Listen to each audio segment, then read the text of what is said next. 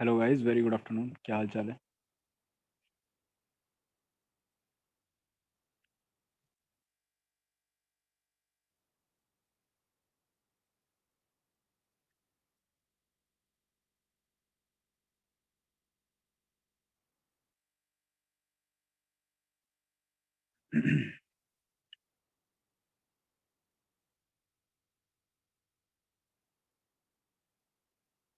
एक सेकंड दो बस मुझे, क्योंकि आज वो लॉगिन आईडीज एक्चुअली थोड़ी बदली है ना।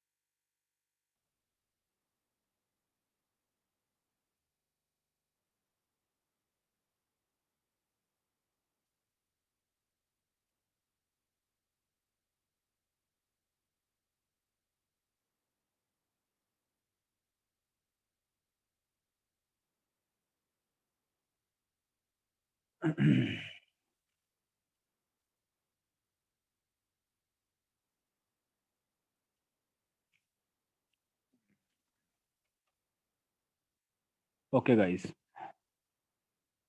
तो क्या था आज डिस्कशन के लिए? क्या दिया था? आई होप आपने 2-3 दिन का जो गैप आपको मिला उसमें अपना लैग पूरा कर लिया होगा। काफ़ी बच्चों का काफ़ी लैग चल रहा था। मैं जनरली सबसे इंटरेक्टेड ही हूँ आपसे। तो जो लैग आपका पाइल अप हो रखा था, आई होप आपने वो लैग ख़त्म कर लिया होगा। ये 3-4 दिन आपको बेसिकली हेल्प की होगी उस लैग को ख़त्म करने के लिए।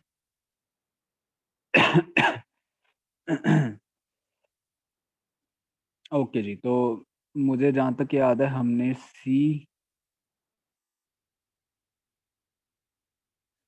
और डी पार्ट कर लिया था डिस्कस। क्या था आज डिस्कशन के लिए? मुझे बता दो एक बार, मुझे ध्यान नहीं है। क्या दिया था डिस्कशन के लिए?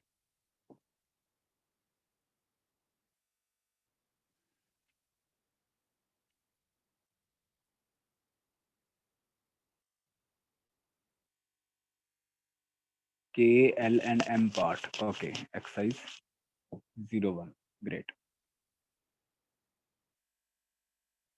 अच्छा, के तक पहुंच गए थे आप?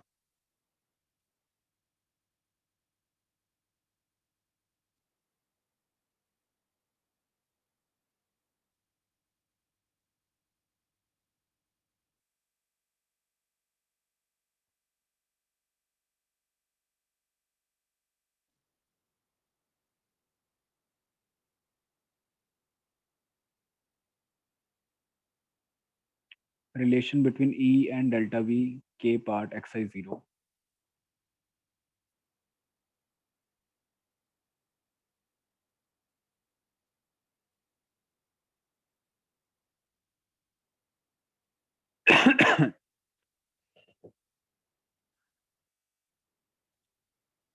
एक सेकेंड।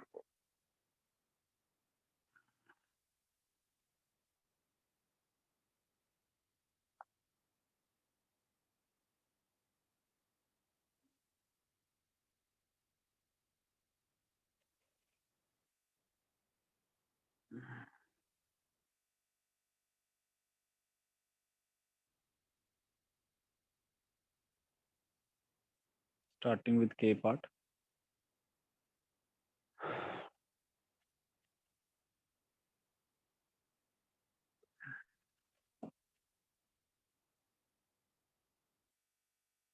तो के पार्ट में फर्स्ट 5 में कोई डाउट?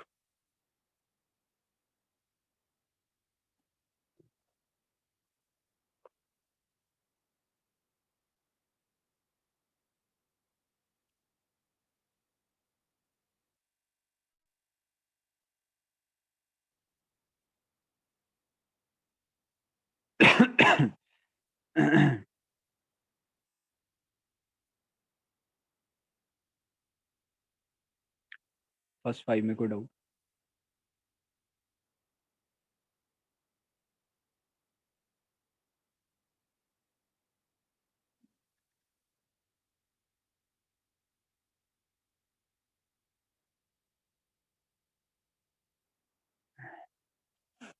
टेंथ तक कोई डाउट?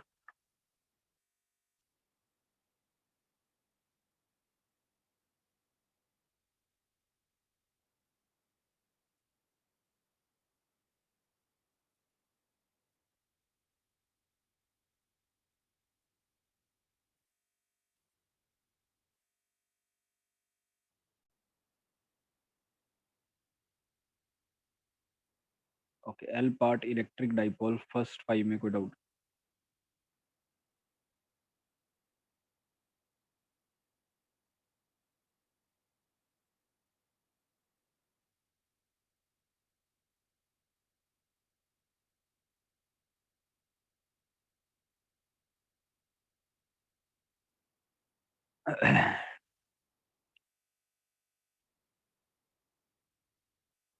सेवन तक कोई डाउट?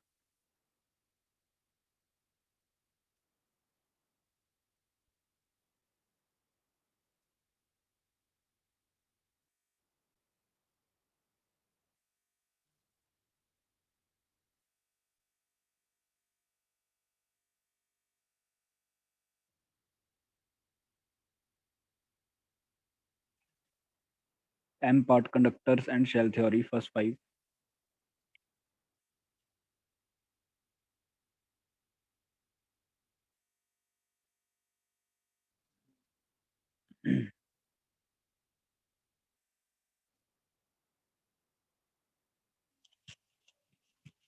सेकंड के अलावा फर्स्ट 5 में कोई डाउट?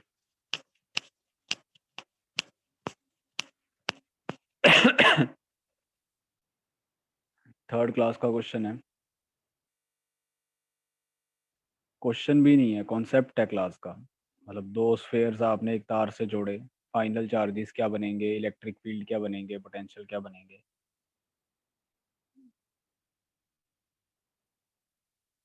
सेकंड देख लीजिए। इसमें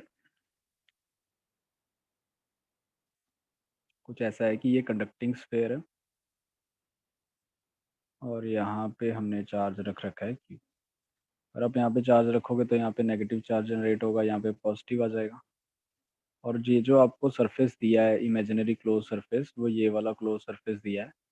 तो यू कैन क्लियरली सी कि इस क्लोज सरफेस में ये वाला चार्ज आएगा, यानी कि पॉजिटिव चार्ज आएगा, इसके अंदर पॉजिटिव चार्जिंग क्लोज होगा। तो इससे पासिंग जो फ्लक्स होगा, क्योंकि वो flux Q in by epsilon not होता है, तो इससे पासिंग जो फ्लक्स होगा क्यू इन, इसके अंदर पॉजिटिव चार्ज इंक्लोज हो रहा है, तो इसका इससे पासिंग जो फ्लक्स होगा वो पॉजिटिव होगा। तो आंसर इज पॉजिटिव।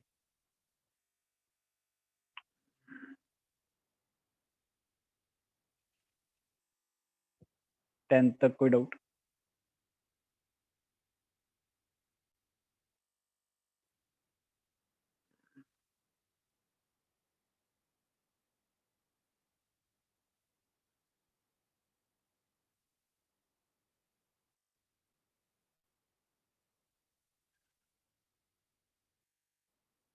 15 तक कोई डाउट?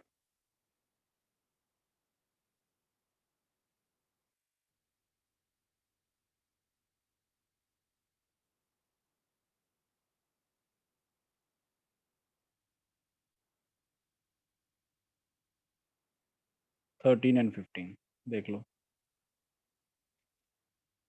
13 देखो। क्या दिया, an uncharged conductor of radius r1 and outer radius r2 contains a point charge q at the centre. तो पहले बना लेते हैं चलो। तो यहाँ पे हमने चार्ज रखा है q। तो देखो यहाँ पे q होगा तो अंदर माइनस q जनरेट होगा, ठीक है जी। और इसके ये वाले सरफेस पे प्लस q जनरेट हो जाएगा, आउटर सरफेस पे शेल की प्लस q जनरेट हो जाएगा, ठीक है। इंडक्शन हो जाएगी चार्जेस की। Find electric field and v at point A B C. तो आपको कुछ नहीं करना है यार, आपको जो ए बी और सी पॉइंट हैं यहाँ पे, जैसे पॉइंट ए है, पॉइंट ए अंदर है बेसिकली दोनों शेल्स के। तो आप ऐसा ट्रीट कर लो इस क्वेश्चन को कि अपने पास दो शेल्स हैं, एक शेल है r1 रेडियस का जिस पे चार्ज है माइनस की, और एक शेल है r2 रेडियस का जिस पे चार्ज है प्लस की, ठीक है जी। दो शेल्स मान के कर लो इसको। और पॉइंट ए जैसे कि अंदर है बेसिकली, है ना, तो इलेक्ट्रिक फील्ड तो दोनों शेल्स का ही, वन वाले का भी और टू वाले का भी, पॉइंट ए पे जीरो बनेगा। पोटेंशियल की बात करें तो पोटेंशियल वन वाले का बनेगा जो उसके सरफेस पे है, के minus Q by r1। To वाले का भी बनेगा के minus plus Q by r2, ठीक है। जो सरफेस पे है वही ए पॉइंट पे दोनों का बनना है, और जोड़ के ओवरऑल पोटेंशियल आप पॉइंट वन पे लिख सकते हो, पॉइंट ए पे लिख सकते हो। Similarly you can do for all other basically points. If a point charge q is kept outside the sphere at a distance, then find the resultant force acting on charge q and charge minus q.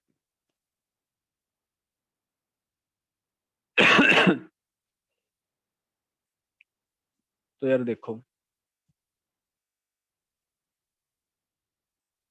अगर मतलब बाहर कुछ point वगैरह इसने charge वगैरह रखा है, point charge capital Q is kept outside the sphere at distance are,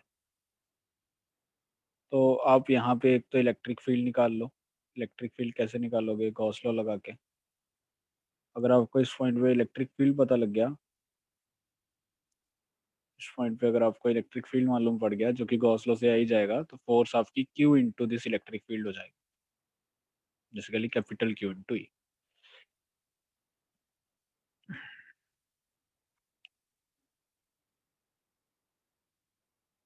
ठीक है जी।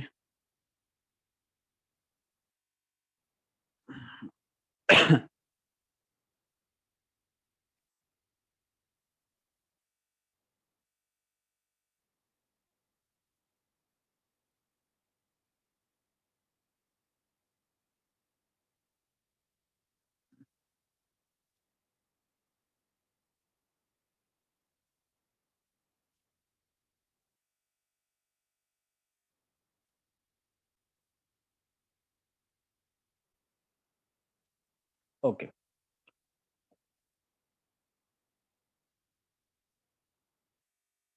15th वाला देख लो।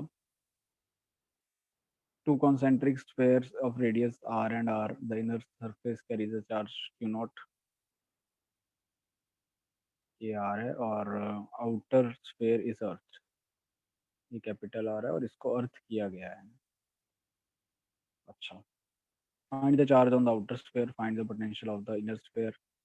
If the previous example, if the outer sphere carries a charge q naught, 15वां पूछा था आपने, तो इसमें थोड़ा सा चेंज ये है कि आउटर वाले पे q naught चार्ज है और इनर वाले पे, इनर वाले सरफेस को अर्थ किया है, इनर वाले सरफेस को अर्थ किया है। तो charge on the inner sphere कितना आएगा और potential of the outer sphere क्या बनेगा। तो यार लेट्स से इस पे एक्स चार्ज आ गया फ्लो के अर्थ से। अब फाइनली इसका पोटेंशियल जीरो होना है इनर स्फीयर का, स्फीयर नंबर वन का। Finally potential of sphere number one must be equal to zero because it is earth, right. तो जीरो के बराबर करेंगे। तो अगर एक्स चार्ज इस पे किया है फ्लो, तो वो हमारा इसका पोटेंशियल हो जाएगा, एक तो खुद की चार्ज की वजह से के एक्स बाय आर, और एक जो बाहर वाले शेल पे चार्ज है उसकी वजह से K Q not by capital R, और ये मिला के हमारा जीरो के बराबर होना चाहिए। तो यहाँ से एक तो एक्स का वैल्यू आपका आ जाएगा minus Q not into R by R, एक तो ये एक्स आ गया, कितना चार्ज फ्लो करके बेसिकली इनर वाले शेल पे आएगा। अब अगर चार्ज पता लग गया आपको दोनों शेल्स पे, इस पे चार्ज आपको पता लग गया एक्स, इस पे तो पता ही है क्यू नॉट, तो आप आउटर वाले का पोटेंशियल तो लिख ही सकते हो दोनों चार्जेस की वजह से। तो के एक्स,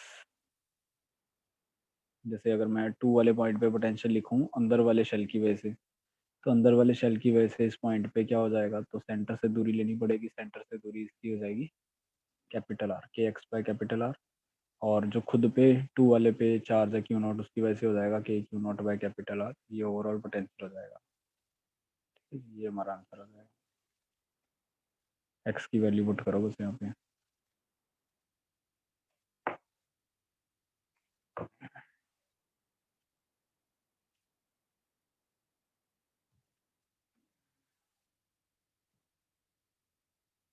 एक्सरसाइज 1 पे चलते हैं जी, के पार्ट खोल लो एक्सरसाइज 1 का।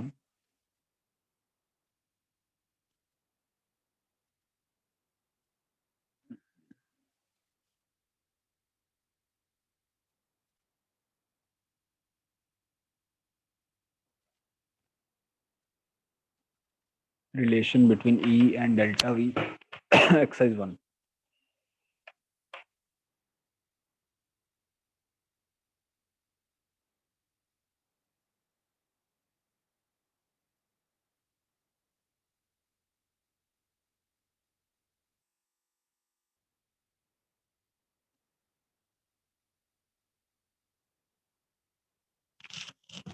फर्स्ट 5।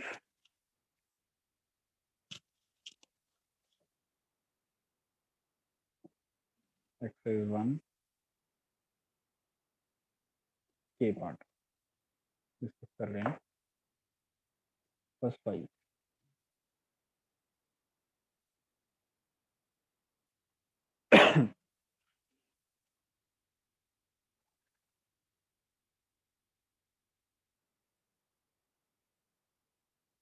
10 तक।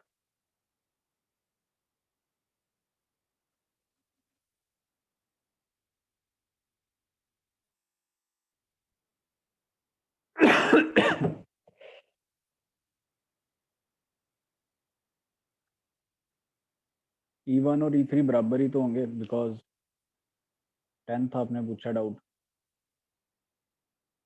E1 और E3 बराबर होंगे बिकॉज E जो है वो minus dv by D X होता है, राइट। तो dv by D X basically mean slope है ना of the V X graph. तो आप अगर देखो 1 वाले पोर्शन में भी स्लोप 0 है, और जो आपका 3 वाला पोर्शन है उसमें भी स्लोप 0 है, तो सेम ही तो है। इलेक्ट्रिक फील्ड यहाँ भी 0 आएगा और यहाँ से भी 0 आ जाएगा, तो बराबर होंगे। स्लोप कंपेयर करनी है बस आपको।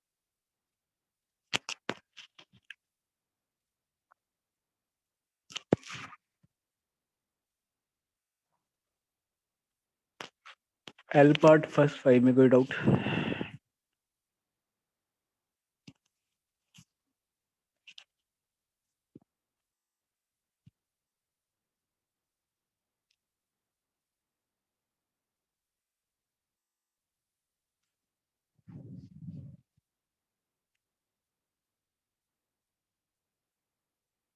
10 तक कोई डाउट?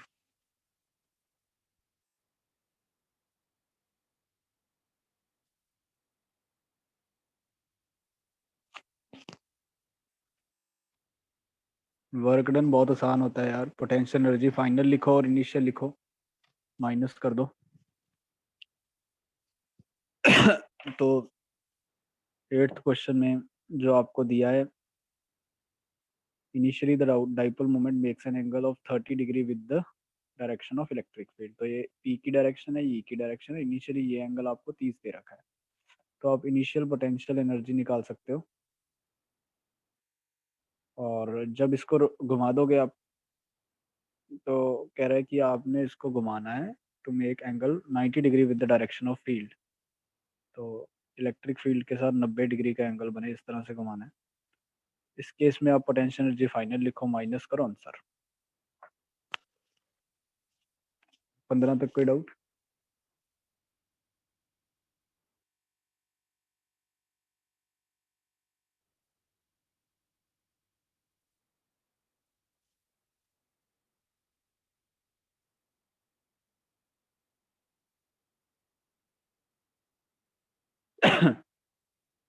यूनिफॉर्म इलेक्ट्रिक फील्ड में फोर्स तो लगता ही नहीं यार, टॉर्क लगता है सिर्फ। यूनिफॉर्म इलेक्ट्रिक फील्ड में फोर्स थोड़ी लगता है। इस पे इधर लगेगा फोर्स, इस पे इधर लगेगा, तो नेट तो जीरो ही हो गया। सिर्फ टर्निंग एक्शन जनरेट होगा, टॉर्क जनरेट होगा सिर्फ।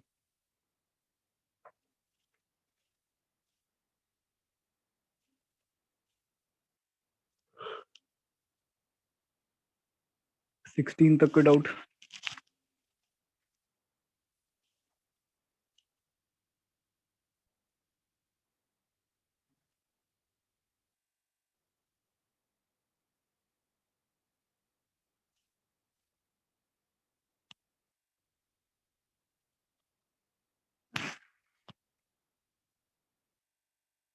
M part conductors and shell theory first 5।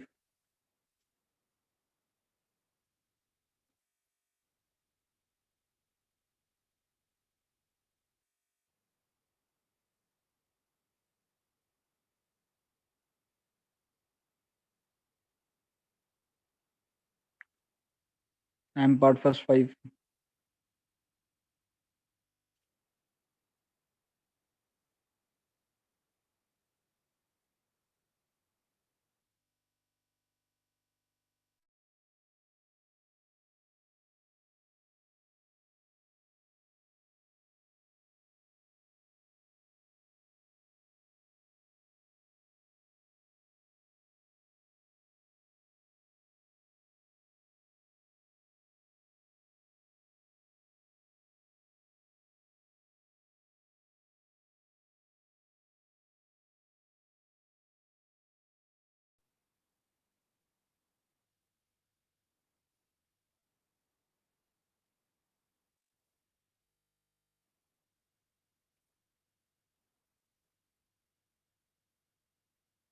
10 तक कोई डाउट।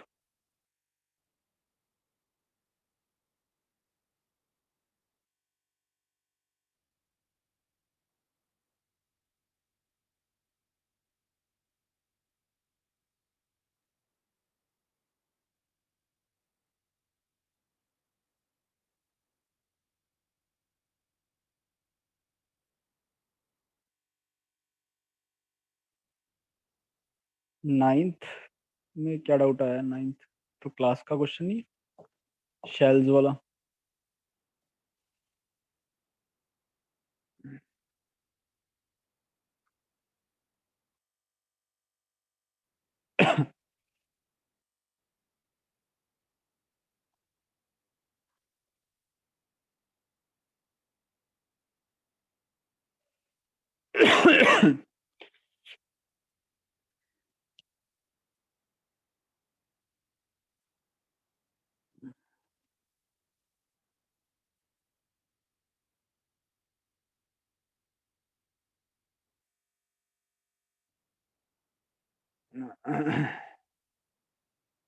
तो इसमें दिया है कि इनर रेडियस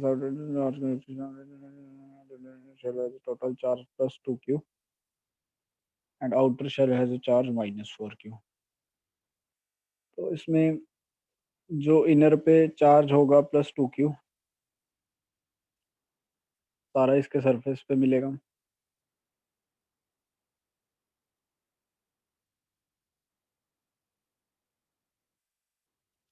ठीक है जी। और ये +2q है, तो इसके अंदर -2q आएगा, सी ऑप्शन आएगा।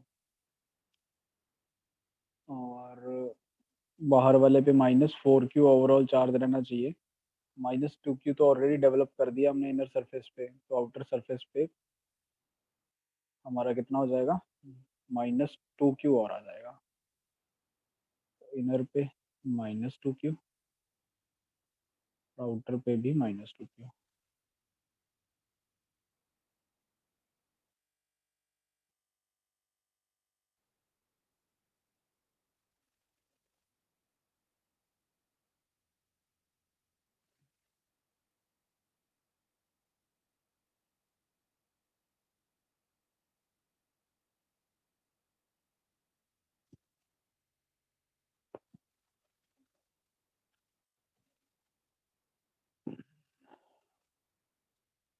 15 तक कोई डाउट?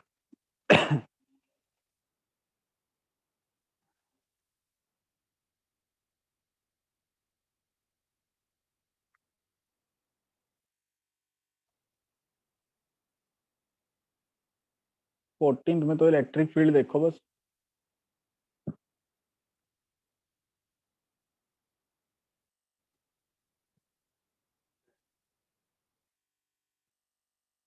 मैं इलेक्ट्रिक फील्ड इस रीजन में देख लेता हूँ, आर ग्रेटर देन डी वाले में।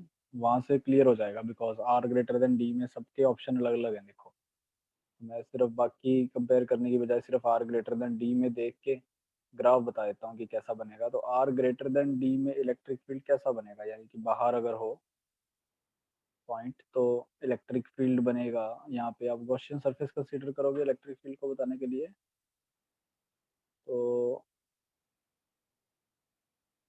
अगर आप यहाँ गॉस लॉ लगाओगे तो इलेक्ट्रिक फील्ड हमारा आ जाएगा E dot D S is equal to Q inside. इसके अंदर चार्ज कितना आ जाएगा, जितना दोनों शेल्स के ऊपर है, तो 2q और -4q, -2q, के -2q by R square, -2kq।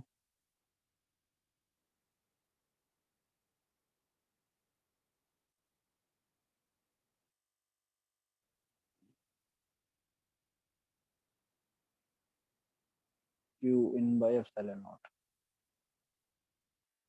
ठीक है जी, तो ये हमारे पास बनेगा। तो आप अगर देखो तो electric field inversely proportional to R square आएगा, और ये नेगेटिव आ रहा है इलेक्ट्रिक फील्ड, यानी कि inversely proportional to R square का मतलब तो ये हो गया कि ग्राफ हमारा इलेक्ट्रिक फील्ड का कुछ ऐसा बनेगा ग्रेटर देन डी वाले रीजन में।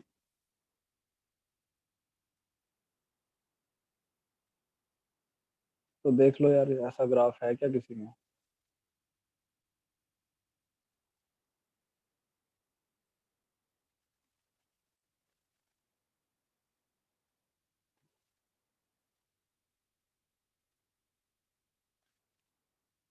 एक सेकंड रुको, ए और बी सेम ऑप्शन है क्या? नहीं, तो बीसी वाला तो अलग है।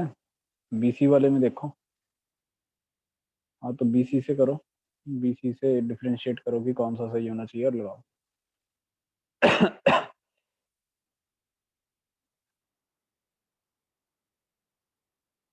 Basically inversely proportional to R square ही आएगा बीसी में भी। तो मतलब कर्व ही बनना चाहिए, स्ट्रेट लाइन तो नहीं बननी चाहिए, तो ए वाला ऑप्शन तो नहीं होगा। Inversely proportional to R square में तो कर्व बनेगा, यानी कि बी वाला ऑप्शन सही लग रहा है मुझे।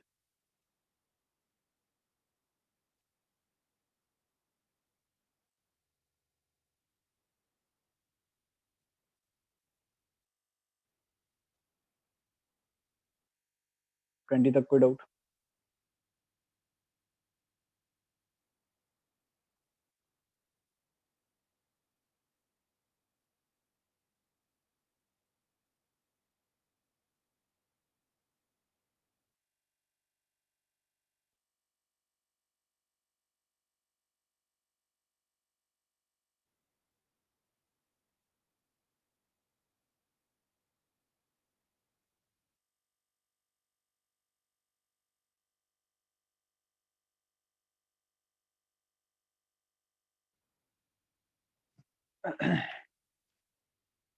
चलो आगे बढ़ते हैं।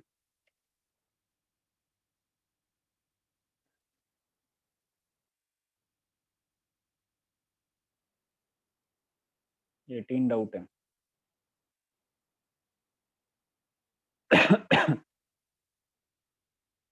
क्या बोल रहे हैं team? Three concentric metallic shells are given charges. It is found that the surface charge density on the outer spheres of the shells are equal. अच्छा,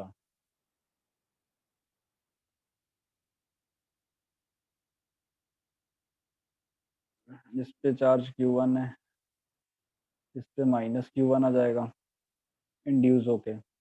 इसके आउटर पे आ जाएगा अपना Q2 प्लस Q1। ठीक है जी। और इसके इनर पे आ जाएगा -(Q2 + Q1) और इसके आउटर पे आ जाएगा Q2 + Q1 + Q3। तो आउटर पे ये चार्जेस हैं जिनको मैंने कॉल किया है। सरफेस चार्ज डेंसिटीज बराबर है। तो सरफेस आउटर सरफेस इसकी सरफेस चार्ज डेंसिटी जैसे इसकी अगर मैं बनाऊं तो ये हो जाएगी कि Q1 / इसका रेडियस दे रखा है अपने को R, 4πr²। इसकी हो जाएगी के Q1 + Q2 /4πr²। और इसकी हो जाएगी के Q1 + Q2 + Q3 /4πr। इसका रेडियस है 3r का स्क्वायर। ये सब बराबर है। बस यार सॉल्व करना है इसके बाद तो।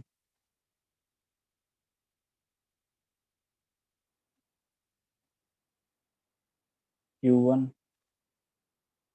+ Q2/4 is equal to Q1 + Q2 + Q3/9। ये सब बराबर हैं तो इनको अब डाल लो x के बराबर। यहाँ से Q1 निकाल लो, x आ गया।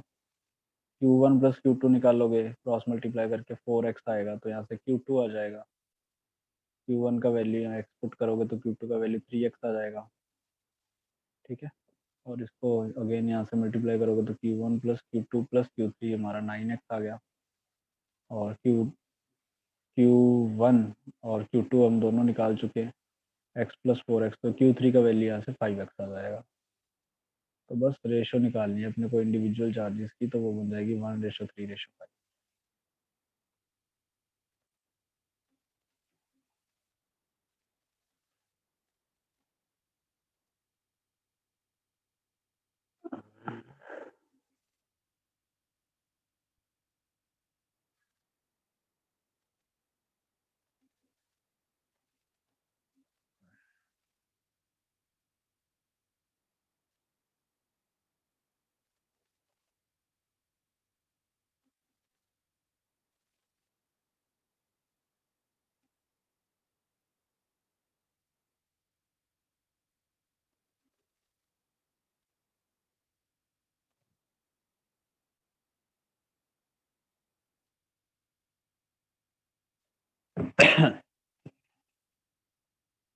ट्वेंटी तक कोई डाउट?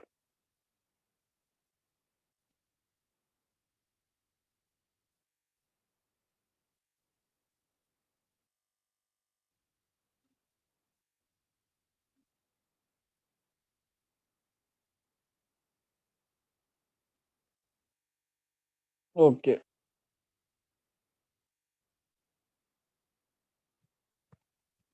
आगे बढ़ते हैं जी। करंट इलेक्ट्रिसिटी कर रहे थे अपन पिछली क्लास में, तो कंटिन्यू करेंगे।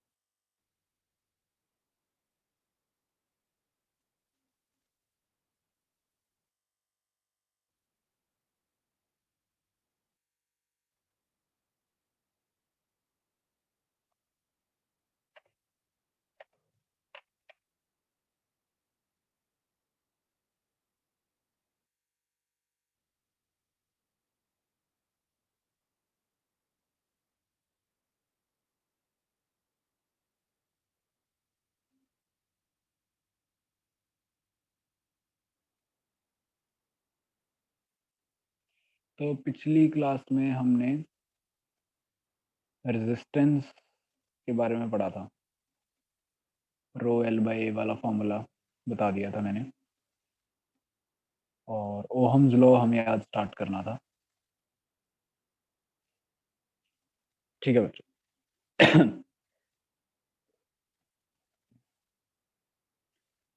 तो हेडिंग डाल लीजिए जी, Ohm's law.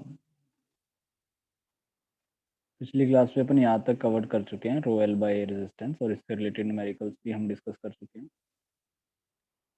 Ohm's law basically क्या स्टेट करता है? ठीक है बच्चों, कुछ मटेरियल्स ऐसे पाए जाते हैं बच्चों अपने आसपास, कुछ मटेरियल्स ऐसे पाए जाते हैं जिनमें जो वोल्टेज और करंट होता है ना, वो डायरेक्टली प्रोपोर्शनल होते हैं। मतलब वोल्टेज मतलब जितना ज़्यादा पोटेंशियल डिफरेंस बढ़ाओगे, उसी सेम प्रोपोर्शन में आपका करंट बढ़ेगा। अगर आप वी को डबल करोगे तो करंट डबल हो जाएगा, वी हाफ करोगे तो करंट हाफ हो जाएगा। डायरेक्टली प्रोपोर्शनल, डायरेक्टली प्रोपोर्शनल का मतलब आई थिंक सबको पता है अपने को। तो ऐसे मटेरियल्स जिनमें वी और आई में डायरेक्टली प्रोपोर्शनल का रिलेशन हो, ठीक है, सबसे पहले ऐसे मटेरियल्स को हम बोलते हैं ओहमिक मटेरियल्स। ठीक है जी। और इसको हम बोलते हैं ओहम्स लॉ। ये जो v डायरेक्टली प्रोपोर्शनल टू आई वाला इक्वेशन है, इसको बोलते हैं ओहम्स लॉ। अगर ऐसा हो रहा है तो हम बोलते हैं कि ओहम लॉ ओबे हो रहा है, राइट। जनरली जो अपने कंडक्टर्स हैं सारे, वो ओहमिक मटेरियल होते हैं। कंडक्टर्स आर ओहमिक मटेरियल्स, उनमें अपन ऐसा देखते हैं v डायरेक्टली प्रोपोर्शनल टू आई होता है। जरूरी नहीं है कि सारे मटेरियल ही ओहम्स लॉ को फॉलो करें। जैसे कि जो हमारे सेमीकंडक्टर डिवाइसेस होती हैं, डायोड्स होते हैं, उन केसेस में हमारा मतलब जो वी और आई है वो डायरेक्टली प्रोपोर्शनल नहीं होते। करेंगे उसकी बात अपन, ठीक है। तो v directly proportional to i का मतलब एक ये भी हो गया कि जो हमारा v और i का ग्राफ बनेगा आपस में, वो स्ट्रेट लाइन बनेगा बच्चों, पासिंग फ्रॉम ओरिजिन। ठीक है जी।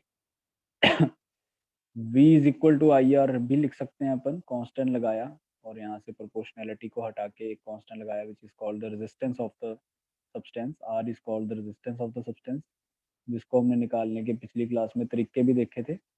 इस इक्वेशन से भी हम रेजिस्टेंस ऑफ द सब्सटेंस का वैल्यू निकाल सकते हैं जिसमें सब्सटेंस की चर्चा हो रही है।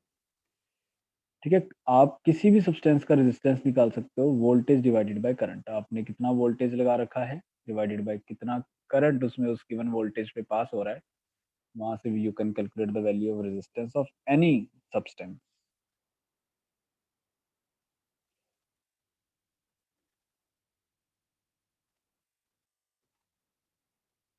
ठीक है जी। जैसे जो अपने पीएन जंक्शन डायोड होते हैं, वो नॉन ओहमिक डिवाइसेस कहलाते हैं। उनमें बेसिकली जो बच्चों ग्राफ होता है ना वी और आई के बीच में, वो स्ट्रेट लाइन नहीं होता, वो इनफैक्ट ऐसा कुछ होता है। ठीक है, वो पढ़ेंगे आगे अपन। ठीक है, कुछ ऐसा सा ग्राफ बनता होता है उसका, फॉरवर्ड बायस रिवर्स बायस दो चीजें होती हैं दोनों केसेस में। ग्राफ जो अपना बनता है वो कुछ ऐसा बनता है। तो बेसिकली ये हमारा नॉन एमिक डिवाइस का एग्जांपल हो गया।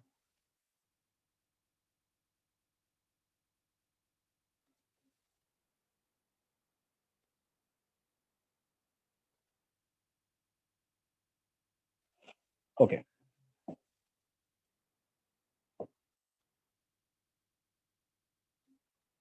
अब आ जाता है जी अगला topic, which is called drift velocity.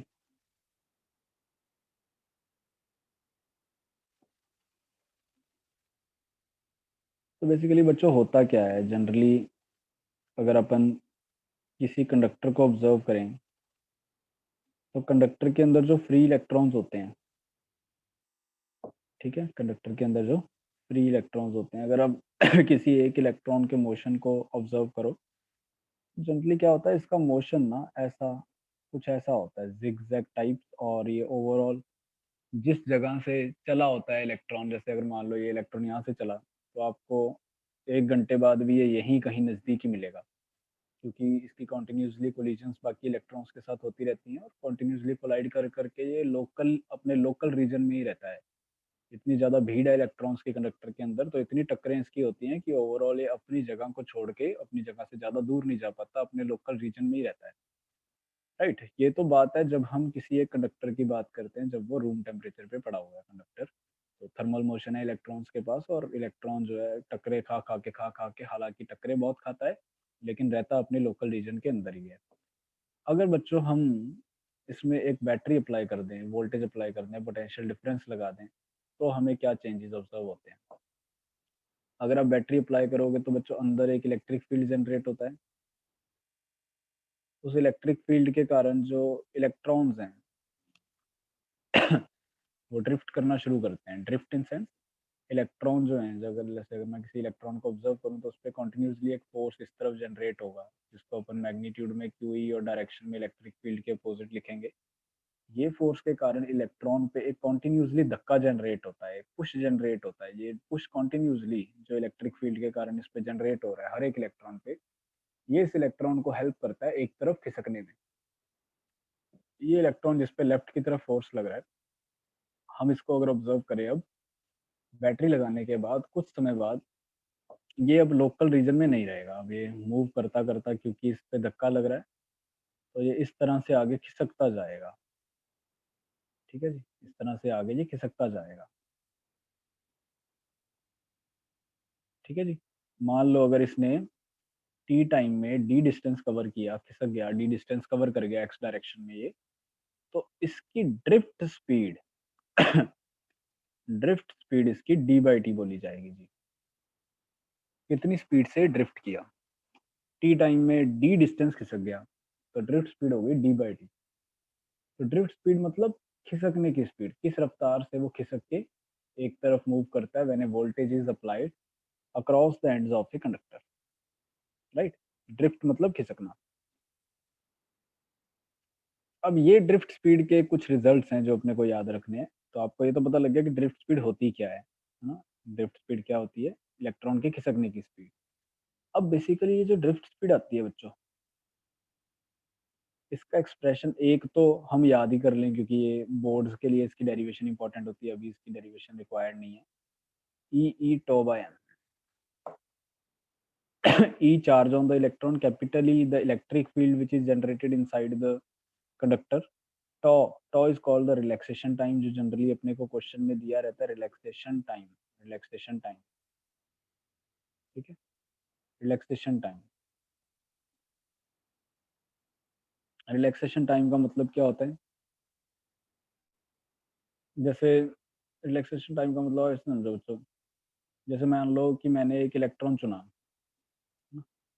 एक इलेक्ट्रॉन चुना, तो एक इलेक्ट्रॉन अगर आप देखोगे तो वो, अगर आप इसको ऑब्जर्व करना शुरू करो तो अभी इसकी मान लो टक्कर हुई, कुछ समय बाद इसकी दोबारा टक्कर हुई, कुछ समय बाद इसकी दोबारा किसी इलेक्ट्रॉन के साथ टक्कर होगी, कुछ समय बाद इसकी फिर दोबारा किसी इलेक्ट्रॉन के साथ टक्कर होगी। बड़ा रैंडम सा मोशन होता है। तो पहली टक्कर लेट से T1 टाइम इंटरवल के बाद हुई, दूसरी T2 टाइम इंटरवल के बाद, तीसरी T3 टाइम इंटरवल के बाद। तो इन सारे टाइम इंटरवल्स का जो एवरेज है, इन सारे टाइम इंटरवल्स का जो एवरेज है, ऑन एन एवरेज इसका कितना टाइम इंटरवल के बाद कोलिजन हो रहा है, कितने टाइम इंटरवल के बाद ये दोबारा से कोलाइड करता है ऑन एन एवरेज, उसको बोलते हैं रिलैक्सेशन टाइम। ये हमें निकालने के लिए बिल्कुल भी नहीं देता ये डाटा, हमें रिलैक्सेशन टाइम वाला क्वेश्चन में देता है। तो हमें तो क्वेश्चन में पता होगा कि जी टॉ रिलैक्सेशन टाइम का वैल्यू क्या है। जो भी हमें रिलैक्सेशन टाइम मेंशन होगा हम उसको प्रॉब्लम में यूज करके आंसर निकाल सकते हैं। तो उस पता होना चाहिए कि it is the average time interval, average time interval between two successive collision, average time intervals between two successive collision. तो अगर मेरे को ये सारी वैल्यूज मालूम है, मैं यहाँ पे वैल्यू पुट करके वी डी ड्रिफ्ट स्पीड का वैल्यू निकाल सकता हूँ। तो पहला तो एक्सप्रेशन अपना ये होगा जिससे रिलेटेड अपन न्यूमेरिकल्स आगे डिस्कस करेंगे।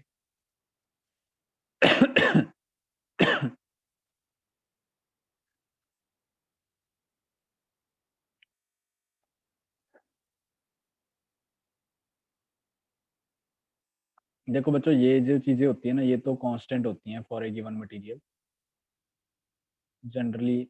मतलब एम तो मास ऑफ द इलेक्ट्रॉन है, वो तो कांस्टेंट ही है। ई चार्ज है इलेक्ट्रॉन के ऊपर, वो भी कांस्टेंट है। रिलैक्सेशन टाइम मटेरियल पे डिपेंड करता है। आयरन का मटेरियल होगा तो अलग आएगा, कॉपर वालों का रिलैक्सेशन टाइम अलग आएगा। तो ये तो डिपेंड करती है क्वांटिटीज मटेरियल के ऊपर। लेकिन जो ये वाली क्वांटिटी अपनी कैपिटल ही है, इलेक्ट्रिक फील्ड, ये बेसिकली डिपेंड करेगी आपने बैटरी कितने वोल्ट की लगाई। आप कितने वोल्ट की बैटरी इस कंडक्टर के अक्रॉस, जिसमें आप इलेक्ट्रॉन्स की ड्रिफ्ट स्पीड को मेजर करना चाहते हो, कितने वोल्ट की बैटरी आप लगा के बैठे हो। तो अगर आपने 20 वोल्ट की बैटरी लगाई है, और मान लो कि हमारे पास ये कंडक्टर का ओवरऑल डायमेंशन, ये लेंथ डी है, तो वी बाई डी से आप ये बता सकते हो कि किस स्ट्रेंथ का इलेक्ट्रिक फील्ड अंदर जनरेट हो रखा है। और ये इलेक्ट्रिक फील्ड पे भी डिपेंडेंस ड्रिफ्ट स्पीड का अपना होता है।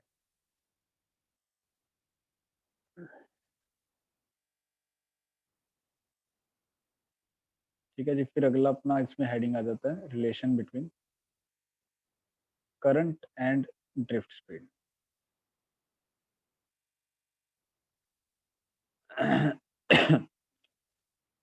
करंट, मान लो कि अगर आपने किसी कंडक्टर के अंदर इलेक्ट्रिक फील्ड जनरेट कर दिया, बैटरी अप्लाई कर दी, तो इसके इलेक्ट्रॉन्स मूव करेंगे और इसमें एक करंट पैदा होगा। तो जो करंट पैदा हुआ और जो ड्रिफ्ट स्पीड बनेगी इलेक्ट्रॉन्स की, इनमें आपस में क्या रिलेशन है? इनमें आपस में क्या रिलेशन है? Drift speed of the electrons and the current produced, इनमें आपस में क्या रिलेशन है? इस पे चर्चा अपने को करनी है। ठीक है जी। तो मैं एक्सप्रेशन आपसे शेयर कर देता हूँ। कुछ ऐसा बनता होता है NeAVD, वेयर N इज number of electrons per unit volume, number of electrons per unit volume of the conductor, per unit volume में कितने इलेक्ट्रॉन्स कंडक्टर के अंदर हैं, e charge on the electron, a cross sectional area, and VD the drift speed of the electrons inside the conductor.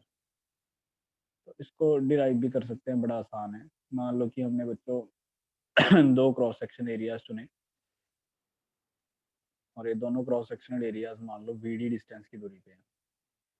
VD, VD drift speed के magnitude के बराबर जो distance है, उसके बराबर इनमें दूरी है। ये दो क्रॉस सेक्शनल एरियाज मैंने चुने।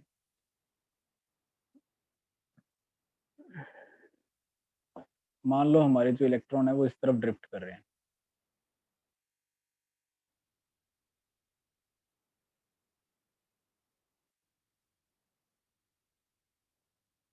ठीक है जी।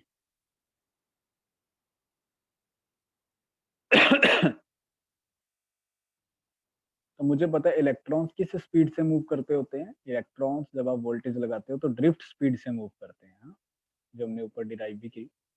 तो वीडी स्पीड से ये इलेक्ट्रॉन्स मूव कर रहे हैं, है ना। VD which is called the drift speed, इस स्पीड से ये इलेक्ट्रॉन्स मूव कर रहे हैं। तो एक सेकंड टाइम इंटरवल में, एक सेकंड इंटरवल में बच्चों, 1 सेकंड टाइम इंटरवल में, कहने से कि ये इलेक्ट्रॉन यहाँ से, अगर ये इलेक्ट्रॉन यहाँ से चला, तो एक सेकंड में कितना डिस्टेंस चल जाएगा ये? Speed into time, speed VD है, इंटू टाइम 1 सेकंड है, तो VD into one, VD VD distance चल जाएगा, यानी ये इलेक्ट्रॉन यहाँ पहुंच जाएगा। सिमिलरली ये वाला भी वीडी डिस्टेंस चल गया, यहाँ पहुंच गया। सिमिलरली ये वाला भी यहाँ पहुंच गया। सिमिलरली ये वाला भी यहाँ पहुंच गया। तो ये सारे इलेक्ट्रॉन्स ऑलमोस्ट ये दूसरे वाले क्रॉस सेक्शन पे एंटर कर गए होंगे, दूसरे वाले क्रॉस सेक्शन को क्रॉस कर गए होंगे एक तरह से। ठीक है। अगर मैं एक सेकंड टाइम इंटरवल डिफाइन कर लूँ, तो एक सेकंड टाइम इंटरवल में सारे ही इलेक्ट्रॉन इस दूसरे वाले क्रॉस सेक्शन को क्रॉस कर गए। अब अगर मैं करंट डिफाइन करूं बच्चों, तो मुझे करंट डिफाइन करने के लिए क्या चाहिए होगा कि ये टू वाले क्रॉस सेक्शन में कितना ओवरऑल चार्ज क्रॉस किया, divided by the time interval जिसमें वो चार्ज क्रॉस किया, डिवाइड करके मैं करंट निकाल सकता हूँ। तो बच्चों, अगर ये बिल्कुल पीछे वाले इलेक्ट्रॉन्स टू वाले क्रॉस सेक्शन पे रीच कर गए, तो इससे आगे वाले जो इलेक्ट्रॉन्स हैं, ये वाले, ये तो पक्का ही क्रॉस कर गए होंगे। भाई इतने पीछे वाले अगर क्रॉस कर गए, तो ये आगे वाले तो पक्का क्रॉस कर गए होंगे। इनफैक्ट इस रीजन में आने वाले सारे ही इलेक्ट्रॉन, ये इस रीजन में आने वाले सारे इलेक्ट्रॉन क्रॉस सेक्शन टू को क्रॉस कर गए होंगे इन 1 सेकंड। सबसे पीछे वाले भी क्रॉस कर गए, तो इसका तो मतलब ये है कि इससे आगे आने वाले तो पक्का ही क्रॉस कर गए होंगे ना। तो ये सारे ही इलेक्ट्रॉन्स बच्चों ओवरऑल क्रॉस सेक्शन नंबर 2 को क्रॉस कर गए होंगे। ठीक है, तो ये कितने इलेक्ट्रॉन होंगे पहले तो अपन देखते हैं। ये वॉल्यूम कितना है जिसको मैं डार्क कर रहा हूँ, तो इसका एरिया इनटू लेंथ वीडी, इतना वॉल्यूम है। इतने वॉल्यूम में कितने इलेक्ट्रॉन्स आगे होंगे, number of electrons in this volume. तो इलेक्ट्रॉन डेंसिटी हमारी स्मॉल एन है, यानी कि पर यूनिट वॉल्यूम में स्मॉल एन आते हैं, तो इतनी वॉल्यूम में कितने आएंगे, तो लिख सकता हूँ एन ए वी डी। इतनी वॉल्यूम में कितने आएंगे, N A V D. Charge कितना क्रॉस कर गया होगा, हर एक इलेक्ट्रॉन पे ई चार्ज होता है, ओवरऑल इतने इलेक्ट्रॉन्स क्रॉस करके गए, हर एक पे ई चार्ज है, तो इनटू ई कर दो, N E A V D. ये ओवरऑल चार्ज क्रॉस किया N E A V D, और टाइम इंटरवल जो है दैट इज 1 सेकेंड। तो overall N E A V D हमारा करंट बनेगा, rate of flow of charge. ये हमारा करंट का एक्सप्रेशन बनेगा, और ये हमने पहले ही लिख लिया था बेसिकली। आता कैसे है ये मैंने आपको बताया, ये आपको याद है।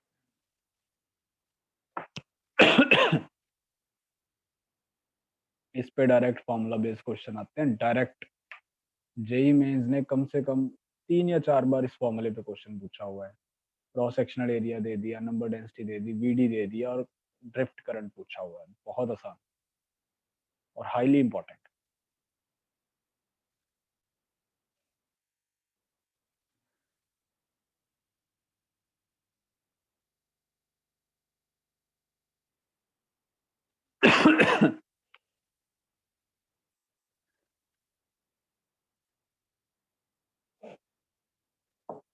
ओके, अब इसके बाद बच्चों हमारा एक टर्म आता है मोबिलिटी। छोटा सा टर्म है, वो आगे सेमीकंडक्टर में यूज आएगा, वैसे तो अभी नहीं ज्यादा यूज होता है इसका। Mobility represented by mu. तो किसी भी कंडक्टर की मोबिलिटी क्या होती है, तो कंडक्टर के अंदर जो इलेक्ट्रॉन्स की ड्रिफ्ट स्पीड है जो हमने निकाली ऊपर, डिवाइडेड बाय कंडक्टर के अंदर जो इलेक्ट्रिक फील्ड बना हुआ है, यानी कि drift speed per unit electric field. Drift speed जो इलेक्ट्रॉन्स की है divided by the electric field which is generated inside the conductor, इस रेशो को बोलते हैं म्यू, यानी कि मोबिलिटी। ये बेसिकली सेमीकंडक्टर में यूज आएगी टर्म, अभी तो इस पे कोई न्यूमेरिकल आपको नहीं मिलेगा, फिर भी याद रख लो, आगे चर्चा होनी है इस पे।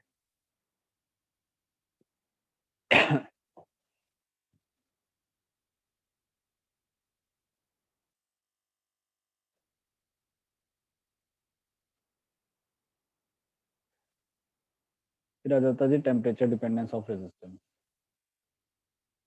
तो बच्चों देखा गया कि जो हमारा रेजिस्टिविटी रो है किसी भी मटेरियल की, वो टेम्परेचर पे डिपेंड करती है। टेम्परेचर चेंज करोगे तो resistivity of the material will change, और वो जाहिर सी बात है, क्योंकि आप टेम्परेचर चेंज करते हो जब, तो अंदर इलेक्ट्रॉन्स का रैंडम मोशन ज़्यादा इंक्रीज होता है, जिसके कारण आपस में उनकी कोलिजन्स बढ़ती हैं, जिसके कारण रेजिस्टेंस बढ़ना चाहिए थ्योरेटिकली, और एक्चुअल में बढ़ता भी है। कंडक्टर्स के केस में टेम्परेचर बढ़ाने से रेजिस्टेंस बढ़ता है। रेजिस्टिविटी का जो टेम्परेचर के साथ एक्सप्रेशन है वो कुछ ऐसा है, rho nought into 1 + alpha delta T. ठीक है जी, रो टी मतलब rho at any temperature T. Rho nought क्या है, resistivity at some reference temperature, generally taken as 0 और 20 डिग्री सेल्सियस। दोनों में से जो भी दे रखा हो क्वेश्चन में, अगर 0 दे रखा है क्वेश्चन में, 0 के रिलेटेड डाटा दे रखा है, तो 0 डिग्री आप रेफरेंस टेम्परेचर लोगे। अगर 20 डिग्री पे आपको इन्फॉर्मेशन दे रखी है, तो आप 20 डिग्री को रेफरेंस टेम्परेचर लोगे। वो क्वेश्चंस में मैं क्लियर कर दूंगा कि 0 और 20 में से दोनों में से कोई लेना है अपने को, अकॉर्डिंग की जो भी अपने को डाटा क्वेश्चन में दे रखा है ना। डेल्टा टी जो टेम्परेचर डिफरेंस, हम टेम्परेचर चेंज अपन लेके आए मटेरियल के अंदर। Alpha is basically called temperature coefficient of resistance, temperature coefficient of resistance, जो कि मटेरियल पे डिपेंड करता है। ये अपने हाथ में है ही नहीं, डिपेंड्स ऑन मटेरियल। किस मटेरियल का वो रेजिस्टेंस बना हुआ है, ऑब्जेक्ट बना हुआ है, उस पर डिपेंड करता है। क्वेश्चन में दिया रहता होता है। अगर रेजिस्टिविटी का एक्सप्रेशन बच्चों ये है, और हमें पता है कि रेजिस्टेंस रो एल बाई ए होता है, तो रेजिस्टेंस और आर तो डायरेक्टली प्रोपोर्शनल है। तो जैसा रेजिस्टिविटी का एक्सप्रेशन होगा, तो अगर आप थोड़ा सा दिमाग लगाओ, वैसे ही रेजिस्टेंस का एक्सप्रेशन भी आना चाहिए। Rho T is equal to rho not into 1 plus alpha delta T, where rho t is the resistance at any temperature t, rho naught is the resistance at 0 degree Celsius और 20 degree Celsius, alpha आपको बताया, delta T आपको बताया, ये expression अपने को याद।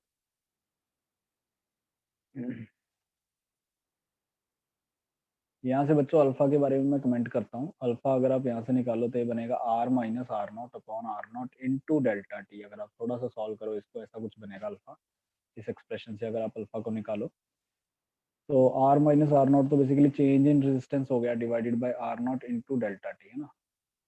तो ऐसा कुछ बना अल्फा। तो अल्फा की यूनिट क्या आएगी सबसे पहले, इसकी रेजिस्टेंस की ओहम, इसकी ओहम, फिर डेल्टा टी तो डिग्री सेल्सियस, तो पर डिग्री सेल्सियस इसकी यूनिट आती होती है। ठीक है जी।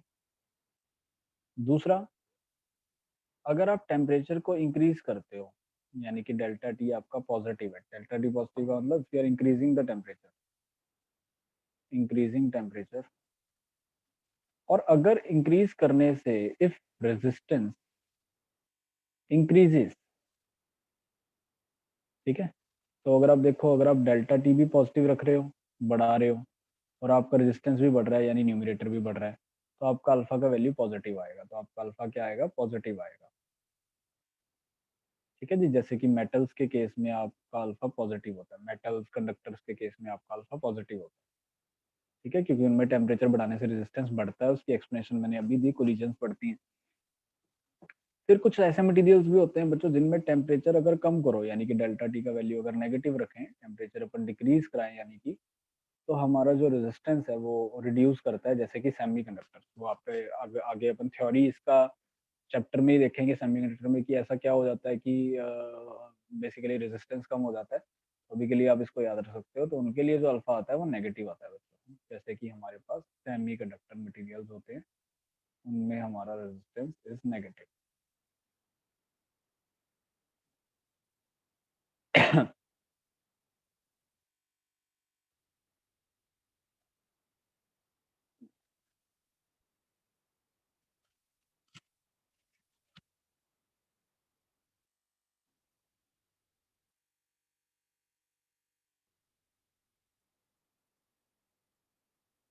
ठीक है जी, ये वैल्यूज आपको याद हो। अब मैं कुछ क्वेश्चंस करवाऊंगा बस, थ्योरी आज अपनी डन हो गई।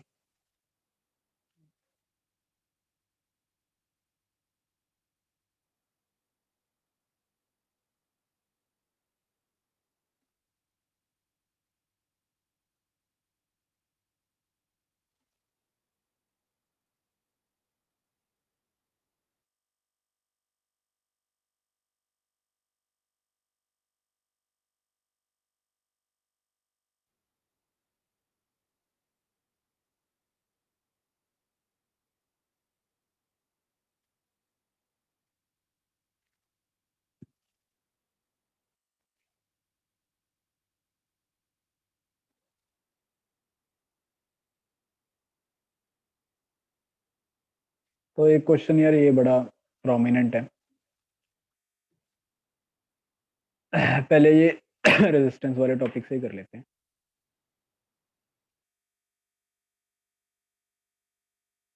तो कह रहे कार्बन मटेरियल का बना हुआ रेजिस्टेंस और एक कॉपर का बना हुआ है। ठीक है जी। कार्बन का अल्फा नेगेटिव है, क्वेश्चन में दे रखा है, और कॉपर का जो अल्फा है वो हमारा पॉजिटिव है, वो कुछ ऐसा दे रखा है। और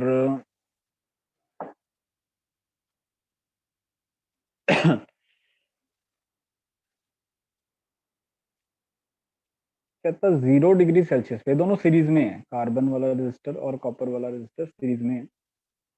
कहता 0 डिग्री सेल्सियस पे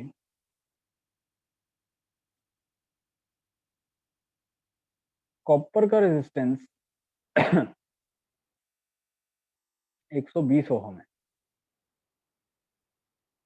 कॉपर वाले, कार्बन वाले का रेजिस्टेंस, सॉरी,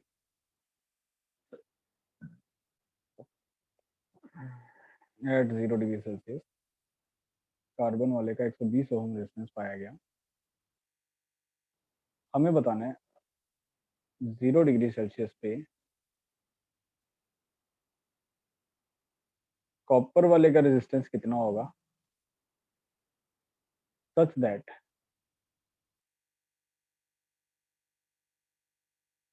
कॉम्बिनेशन हैज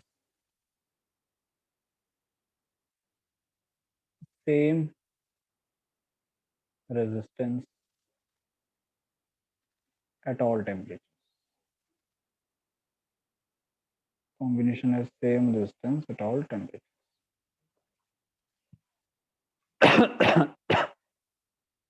करो जरा।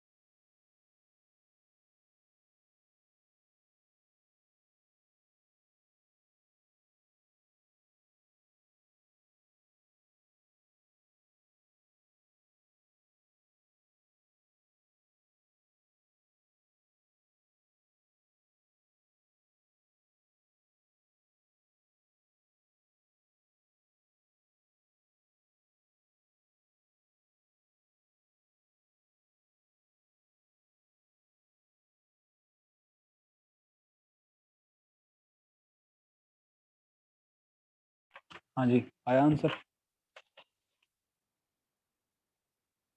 इसमें यार देखो, कॉम्बिनेशन का हमेशा सेम रेजिस्टेंस रहे, तो कॉम्बिनेशन मतलब जो आर इक्वलेंट है उसका वैल्यू हमेशा कांस्टेंट हो। आर इक्वलेंट बेसिकली सीरीज में हमारा हो जाएगा आर कॉपर वाले का प्लस आर कार्बन वाले का। तो आप देखो, इसमें एक चीज नोटिस करने वाली है कि कार्बन का अल्फा पॉजिटिव है और कॉपर का अल्फा पॉजिटिव है और कार्बन का अल्फा नेगेटिव है। अब ऐसा तभी हो सकता है, आर इक्वलेंट पॉजिटिव तभी रहेगा, कांस्टेंट तभी रहेगा आर इक्वलेंट, जब जितना इसमें इंक्रीज आए उतना इसमें डिक्रीज आए। अगर आपने मान लो टेम्परेचर को delta T degree Celsius change किया, तो कॉपर का अल्फा पॉजिटिव है तो उसका बढ़ेगा रेजिस्टेंस, कार्बन का अल्फा नेगेटिव है तो उसका कम होगा। जितना उसमें बढ़ोतरी हो उतनी उसमें कमी आ जाएगी, तो ओवरऑल हमारा आर इक्वलेंट का वैल्यू कांस्टेंट रहेगा, है ना, कोई चेंज उसमें नहीं आएगा। तो बेसिकली जो चेंज रेजिस्टेंस में कॉपर में आए उतना ही चेंज रेजिस्टेंस में कार्बन में आए, मैग्नीट्यूड में। चेंज इन रेजिस्टेंस को क्या लिख सकते हैं, R is equal to R not into one plus alpha delta T होता है ना। तो यहाँ से अगर आप आर माइनस आर नॉट का वैल्यू देखो तो ये R nought alpha delta T, यानी कि ये चेंज इन रेजिस्टेंस अपना R nought alpha delta T के बराबर आता है। तो इसको अगर अपन देखें तो R nought resistance at zero of copper, alpha of copper delta T is equal to resistance at 0 degree Celsius of carbon, alpha of carbon into delta T cancel ही हो जाएगा। तो जो 0 डिग्री सेल्सियस पे कॉपर का resistance है और जो 0 डिग्री सेल्सियस पे कार्बन का रेजिस्टेंस है, बेसिकली इनका रेशियो हो जाएगा alpha carbon by alpha copper. ठीक है जी, अल्फा कार्बन और कॉपर का अपने को क्वेश्चन में दे रखा है। कार्बन का अल्फा दे रखा है अपने को 5 × 10⁻⁻⁴, और इसका दे रखा है अपने को 4 × 10⁻³ तो ये रेशियो एक तो अपने पास है। एक अपने को ये भी पता है कि, नहीं, दूसरा अपने को डायरेक्ट ही पता हुआ है, ये चीज मालूम है अपने को, कार्बन वाले का 0 डिग्री सेल्सियस पे रेजिस्टेंस दे रखा है 120। तो ये निकालना है, क्रॉस मल्टीप्लाई करो निकाल लो, डायरेक्ट ही आ जाएगा अब तो। 5/4 ऑफ 120 इंटू 10⁻⁻⁻1, तो ये 30, 150 इंटू 10⁻⁻1, तो ये हमारा आ जाएगा 15 ओम आ जाएगा आंसर।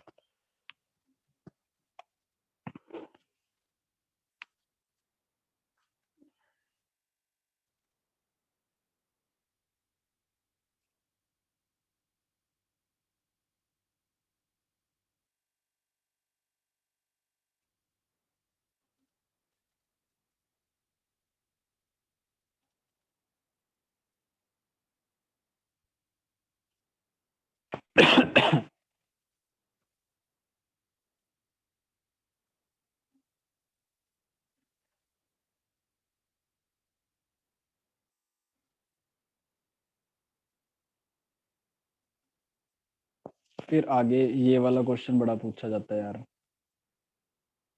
कि हमारे पास ना एक कंडक्टर है जिसका क्रॉस सेक्शन नॉन यूनिफॉर्म है।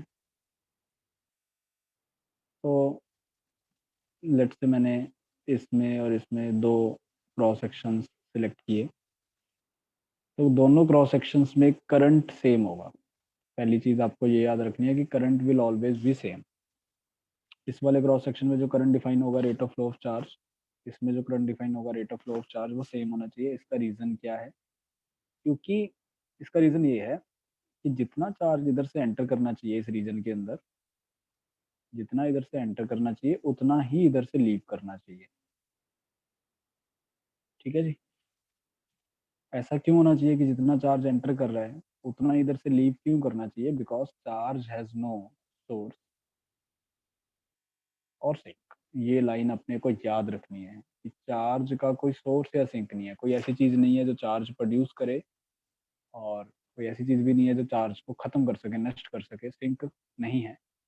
तो ऐसा तभी होगा, ये लाइन तभी वैलिड होगी जब जितना चार्ज एंटर कर रहा है इस बेसिकली रीजन में उतना ही यहाँ से लीव करे। अगर एंटर ज्यादा कर रहा है लीव कम कर रहा है, मान लो एंटर 20 कूलम किया लीव 15 कूलम किया तो गलत हो गया। इसका मतलब तो ये है कि 5 कूलम अंदर ही नष्ट हो गया, वो नहीं हो सकता। उल्टा भी नहीं हो सकता कि एंटर 15 कूलम किया और निकल 20 कूलम रहा है, तो वो इसका मतलब ये है कि अंदर कोई चीज़ है जो चार्ज बना बना के प्रोड्यूस कर रही है, 15 आया था 5 और ऐड कर दिया, ऐसा भी नहीं हो सकता। तो चार्ज का कोई सोर्स और सिंक नहीं है इसमें, ये दोनों केसेस तो नहीं हो सकते, तो एक ही केस बनता है कि जितना आया उतना ही यहाँ से लीव करा।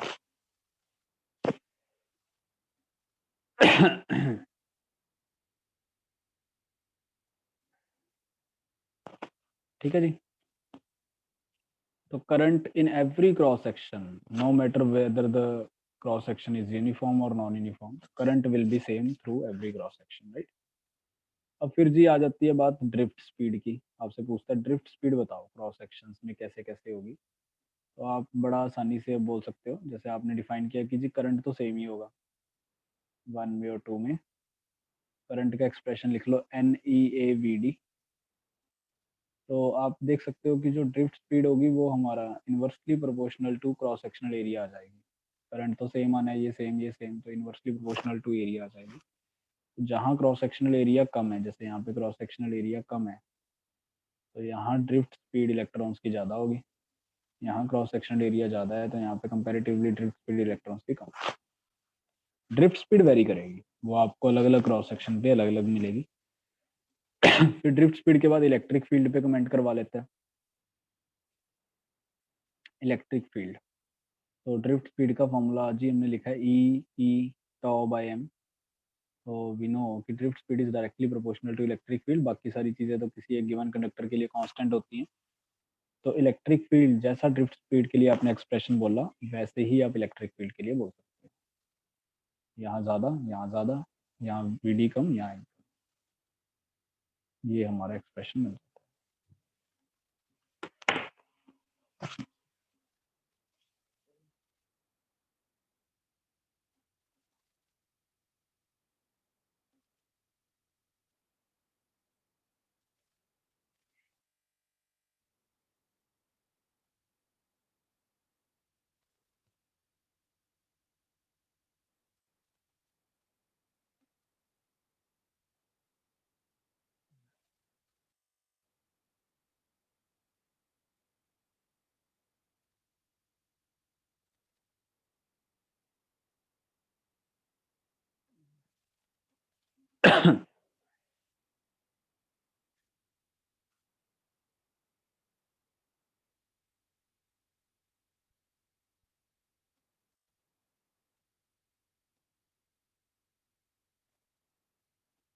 ओके, फिर अपने से जनरली एक थ्योरेटिकल रीजनिंग टाइप क्वेश्चन पूछता है कि भाई जो करंट होता है वो NEAVD होता है ना। जनरली जो VD का वैल्यू होता है मेटल्स के लिए it is very small, generally it is very small. Very small मतलब आप ये मान के चलो कि 10⁻⁻⁴ मीटर पर सेकंड से भी छोटा होता है। ठीक है जी, बहुत छोटा होता है, वेरी स्मॉल। डाटा याद करने की जरूरत नहीं है अपने को, आप बस ये याद रखो कि 10⁻³ इससे भी छोटा होता है। तो this is very small for metal generally. And वो कहता है कि अगर ये बहुत छोटा है फिर भी हमें अप्रिशिएबल लार्ज करंट्स कैसे मिल जाते हैं। आरओ के अंदर जनरली हम बात करते हैं प्रैक्टिकल केसेस में भी 1 एम्पियर करंट है, 2 एम्पियर करंट है। ठीक है जी। तो वो 1 एम्पियर 2 एम्पियर करंट कैसे आ जाता है जबकि ये वाला वैल्यू इतना छोटा है। इसका रीजन आपको यही लिखना है बच्चों कि आप ये बोलोगे, आपको ये भी बोलता है कि देखो ई का वैल्यू भी इतना छोटा होता है, वेरी स्मॉल, 10⁻⁻19। तो ये दोनों वैल्यूज इतनी छोटी हैं फिर हमें इतना लार्ज करंट कैसे मिल गया। तो बेसिकली द रीजन इज कि एन का value is high, very high, N is very high. Number electron density electrons के अंदर कंडक्टर्स के अंदर जनरली 10⁻25 से भी ज़्यादा होती है। आपको डाटा नहीं याद रखना, मैं सिर्फ आपको बता रहा हूँ कि एन का वैल्यू कंडक्टर्स में काफ़ी बड़ा होता है, जो कि बाकी दोनों वैल्यूज में जो बाकी दोनों जो छोटी वैल्यूज हैं उनको कंपनसेट कर लेता है। उसके कारण हमें एप्रिशिएबल लार्ज करंट मेटल्स के अंदर मिलता है।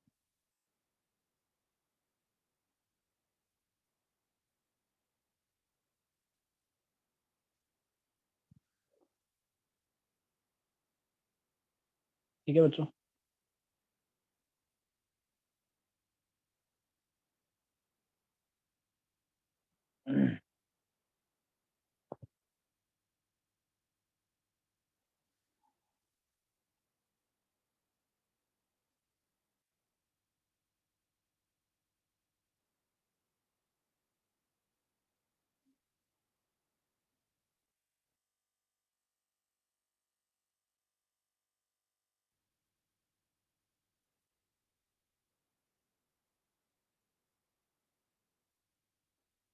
ये मंडे तक कर लेंगे। एक्सरसाइज 2 इलेक्ट्रो और मंडे तक का है, और ये करंट इलेक्ट्रिसिटी ये कल होगा discuss, exercise 0 1 both A and B part.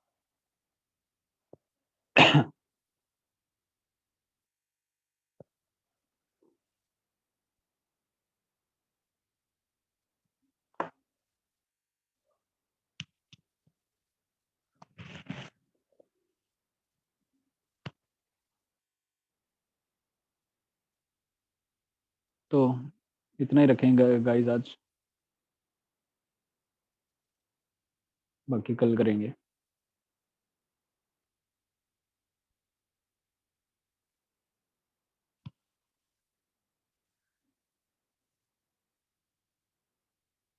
चलिए टेक केयर गाइस, मिलते हैं कल।